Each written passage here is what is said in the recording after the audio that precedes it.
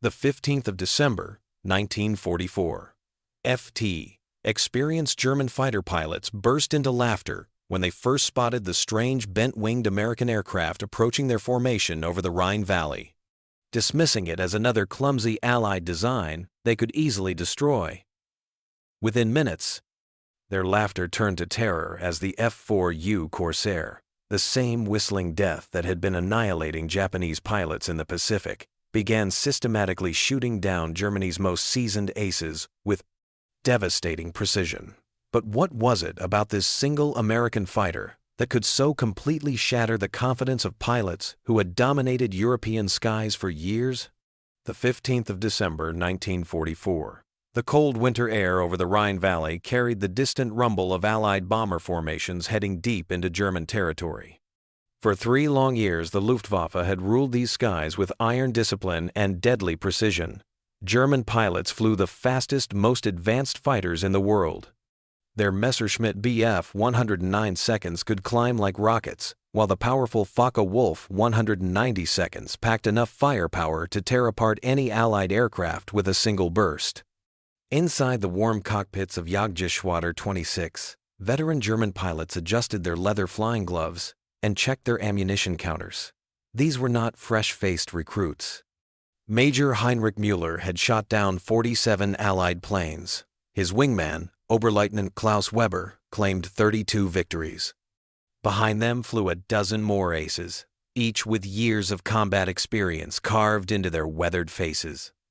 They wore their iron crosses with quiet pride, symbols of German air superiority that had swept across Europe like a steel-gray storm. The political situation still favored optimism in their minds. Yes, the Americans had landed in France 6 months earlier, but the Wehrmacht was fighting back hard. German factories continued producing new aircraft, even as Allied bombs fell on their cities. The Nazi propaganda machine assured everyone that secret wonder weapons would soon turn the tide. German engineering remained the finest in the world, they were told daily through crackling radio broadcasts. But fuel was becoming scarce. Training flights for new pilots had been cut from months to mere weeks. Young replacements arrived at squadrons with barely 50 hours of flight time, compared to the 300 hours their predecessors had received. Still, the veterans like Müller and Weber possessed enough skill to carry their inexperienced wingmen through most battles. The radio crackled to life in Müller's headset. Achtung! Enemy formation approaching from the west. Altitude 4,000 meters. Appears to be bomber escort. He squinted through his canopy, scanning the pale winter sky. There, silhouetted against the clouds, flew a formation of Allied fighters he had never seen before. Their wings looked strange, bent downward like the wings of a gull diving for fish.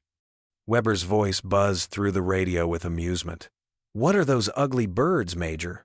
They look like someone stepped on their wings."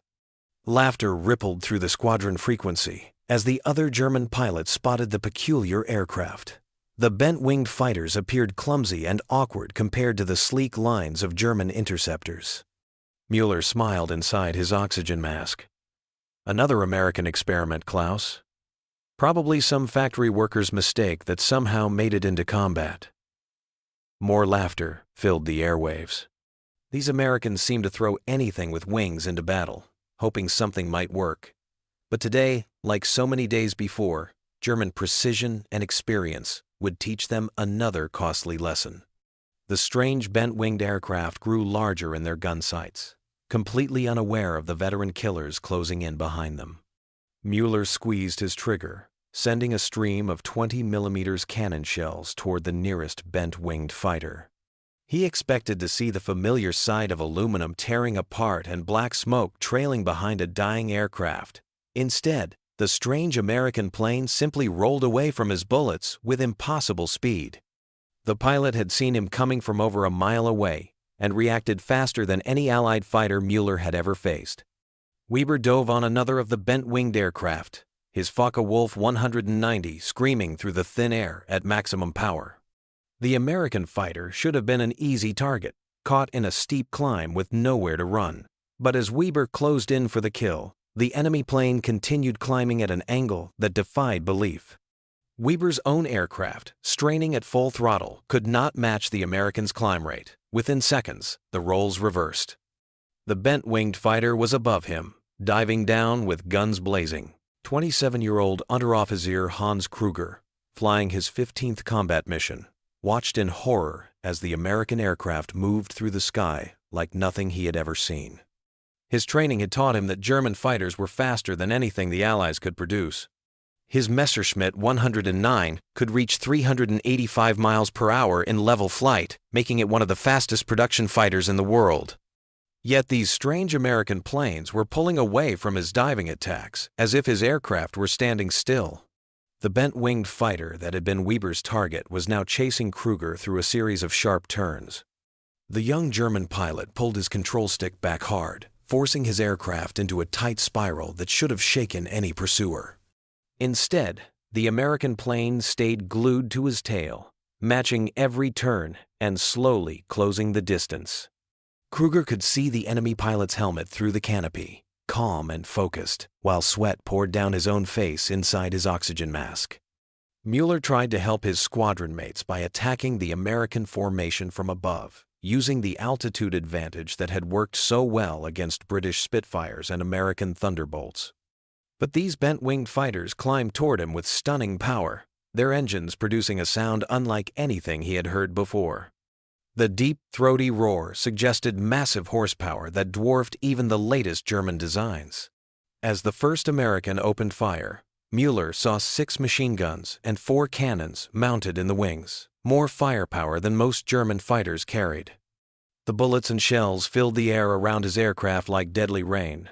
One shell punched through his left wing, leaving a hole the size of his fist.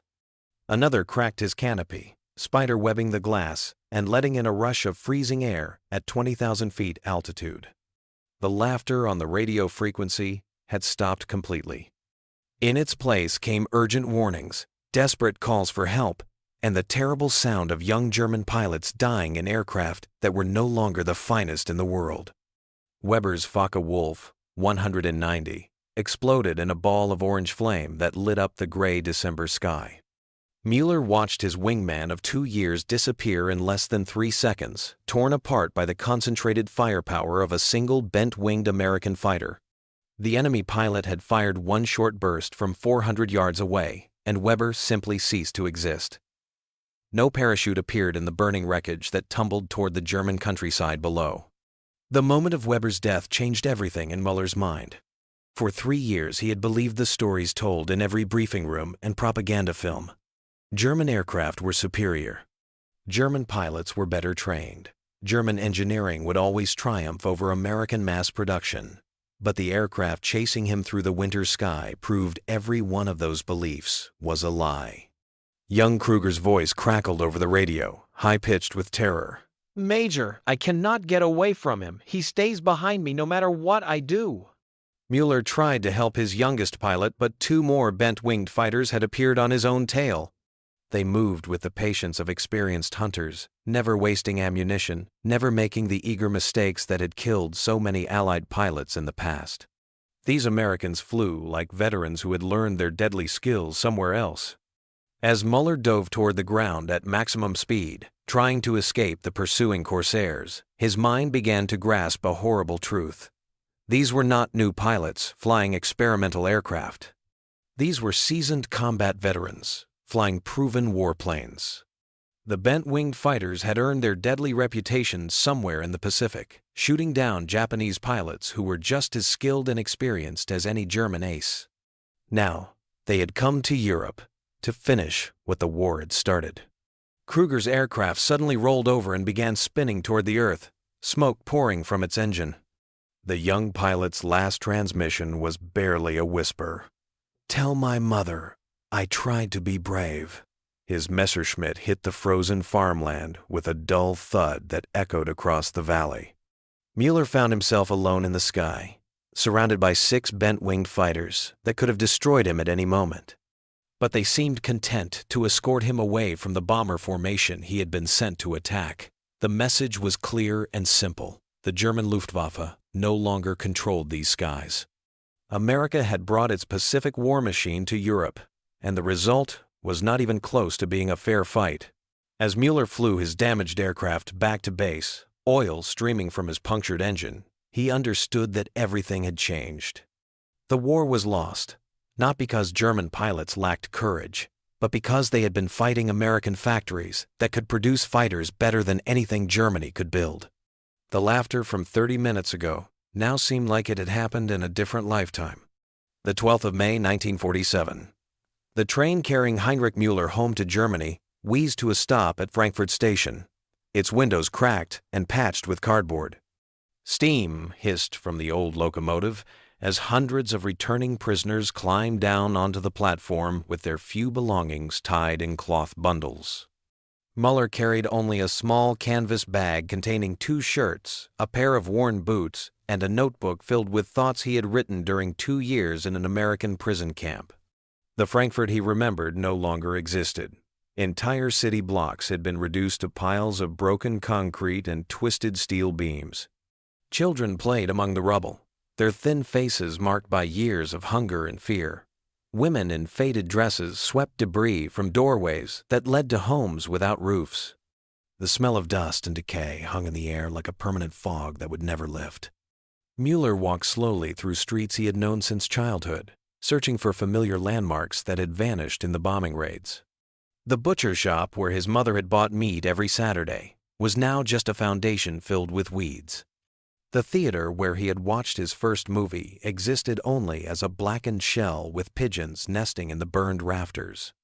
Everything that had made his hometown feel permanent and strong had been erased as completely as Weber's aircraft had disappeared in that December sky. His family's apartment building still stood, though most of its windows were boarded up with wooden planks. Mueller climbed the familiar stairs, his footsteps echoing in the empty hallway. When his mother opened the door, she looked 20 years older than the woman who had hugged him goodbye in 1940. Her hair had turned completely white, and her clothes hung loose on a frame that had shrunk during the years of rationed bread and watered-down soup. She held him for a long time without speaking, her tears soaking into the rough fabric of his prison camp uniform. When she finally stepped back, her eyes searched his face for signs of the confident young pilot who had left 7 years earlier. Instead, she found a man who had learned hard truths about the world and his place in it. Over dinner, of thin potato soup and black bread, Mueller tried to explain what he had discovered in American captivity. The prison camp in Kansas had shown him things that challenged everything he thought he knew about his enemies. American guards treated German prisoners with basic dignity, following rules written in thick books that protected even enemy soldiers from abuse. The camp hospital provided real medicine when prisoners became sick. The library contained thousands of books, including German classics that had been banned in Nazi Germany. Most shocking of all was the food.